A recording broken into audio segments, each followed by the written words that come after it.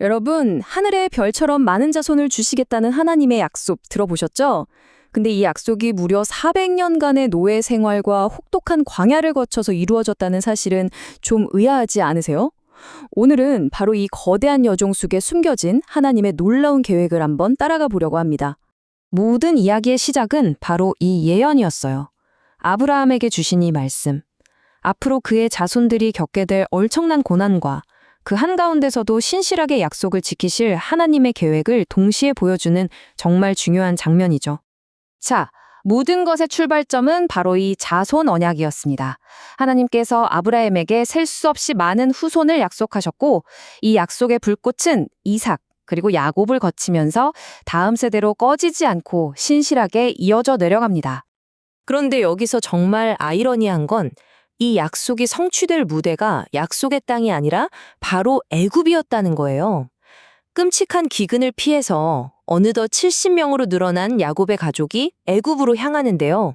이게 바로 모든 것의 전환점이 됩니다. 애굽에서의 시간, 이건 그냥 고난의 시간이 아니었어요.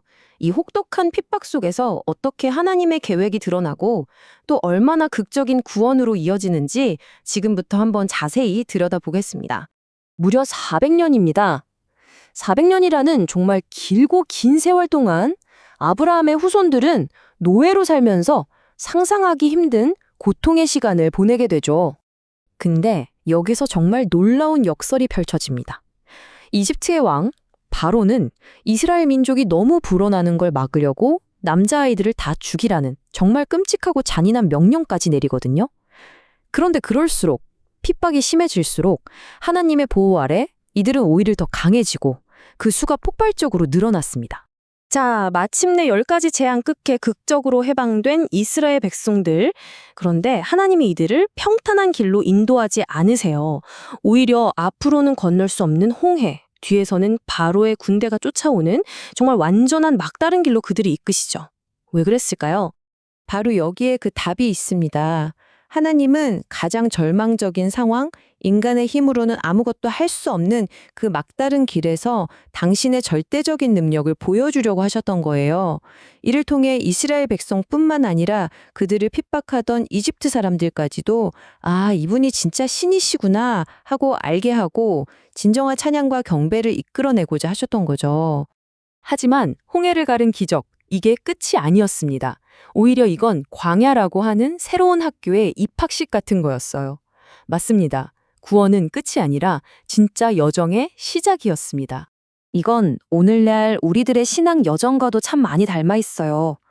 구원의 첫 감격과 기쁨이 지나고 나면 우리 앞에도 수많은 시련을 통과하면서 진짜 하나님만 의지하는 법을 배우는 광야의 시간이 펼쳐지기 마련이니까요.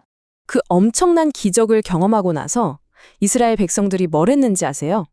바로 금송아지를 만들어서 섬겼습니다. 참, 그쵸? 이 우상숭배라는 건요, 시대에 따라 그 형태는 계속 바뀌지만 그 본질은 오늘날에도 여전히 유효합니다. 신약시대로 넘어오면 사도 바울이 이 우상숭배의 본질을 아주 정확하게 짚어내는데요. 바로 탐욕이라고 말합니다. 하나님보다 다른 무언가를 더 원하고, 더 사랑하고, 더 의지하는 마음, 바로 그것이 오늘날 우리 안에 있는 금송아지일 수 있다는 거죠.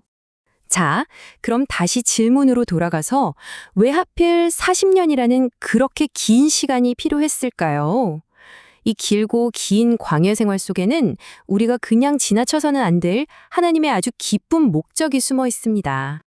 그 결정적인 전환점이 된 사건이 바로 가데스 바네아에서 일어났습니다. 정탐꾼들의 믿음 없는 보고를 들은 백성들이 하나님을 원망하며 차라리 애굽으로 돌아가자고 하죠.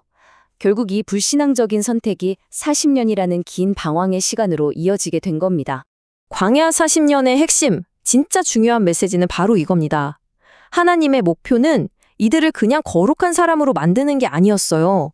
그보다 더 먼저, 내 힘으로는, 우리 힘으로는 절대로 거룩한 삶을 살 수 없구나 하는 완전한 절망과 자기 포기를 깨닫게 하는 것이었죠. 그러니까 이 혹독한 시간은요, 사실 하나님의 치밀한 계획이었던 겁니다. 애굽에서부터 가지고 나온 낡은 노예 근성과 불신앙을 완전히 부수고 하나님의 약속을 믿지 않았던 이전 세대를 정리하고 그리고 오직 하나님만 바라보고 의지하는 새로운 세대를 키워내기 위한 과정이었던 거죠. 자, 그럼 이 모든 길고 긴 여정의 결론은 뭘까요? 이 모든 이야기는 결국 단 하나를 가리키고 있습니다. 바로 하나님의 주권적인 사역, 그분의 일하심입니다.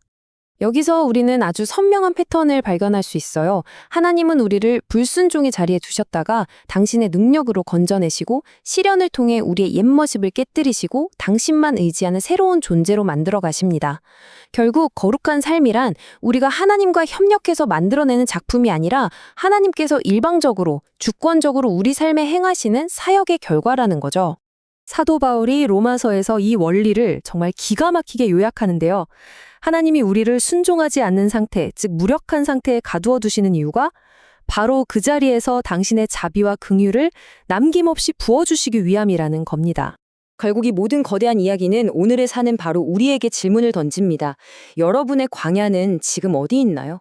어쩌면 끝이 보이지 않는 그 힘든 시간이 사실은 여러분의 완전히 새롭게 빚으시기 위한 하나님의 가장 특별한 과정일지도 모릅니다. 그 시련의 끝에서 하나님은 과연 어떤 새로운 시작을 준비하고 계실까요?